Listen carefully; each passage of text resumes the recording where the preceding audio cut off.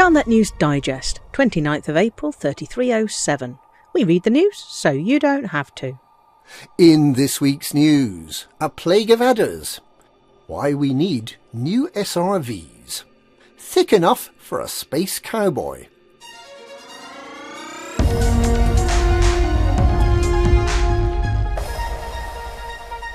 Most commanders would be hard-pressed to point out the colour mauve on a decorator's chart, but every commander participating in the Odyssey Galaxy Simulator knows a mauve adder when they see one. And how many there have been. Climb into your spaceship. There's a mauve adder. Get out of your spaceship. Guess what? It's a mauve adder. Open the galaxy map. Mauve adder. Breathe a little too deeply. Mauve adder. Open the galaxy map. Mauve adder. In an attempt to escape this plague of pale purple pests, some commanders plotted routes to systems far beyond the 50 light-year test bubble, to systems like Sirius and Sol, Shinrata and Eurybia, systems for which they had permits. After cruising around for a bit and finding the moon still not landable, they remembered that these systems have engineers, and popped down for a visit. They found the engineers waiting for them in the hangar, ready to discuss modifications.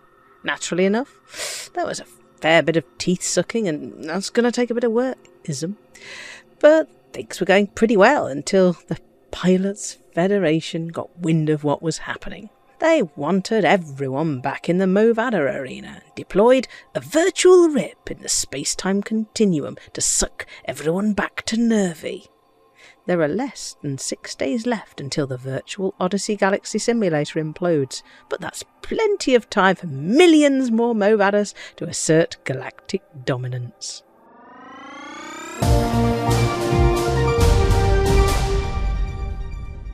There's been no word so far on whether any additional surface vehicles will be made available in the Odyssey era.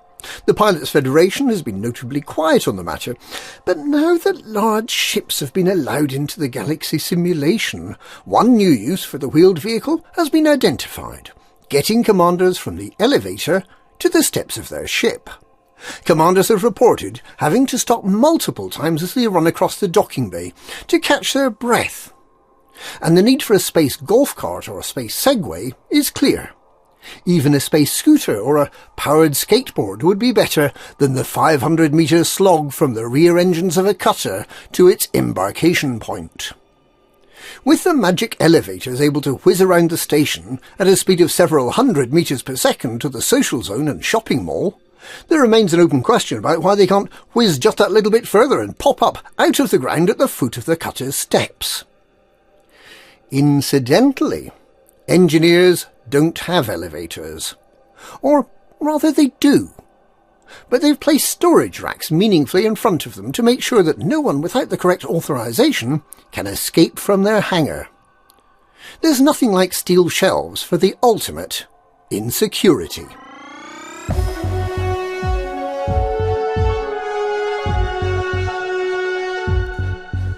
The changes being tested in the Odyssey Galactic Simulator seem unlikely to be the final word for landing on planets with atmospheres, after a prominent member of the Pilots Federation made it very clear that they were most definitely not hinting that planets with thicker atmospheres could someday become landable. Okay? A number of mummified space cowboys with 10-gallon hats, spurs and breeches have been found on many planetary surfaces. A sure sign that some of the planets we may eventually be able to land on not only have a thick enough atmosphere to breathe, but also have cattle ranchers. It's easy to speculate how these space cowboys died. They must have taken an Apex shuttle, but ordered it to deliver them to the wrong planet. Once aboard, you can't change your mind and say you haven't bought a spacesuit.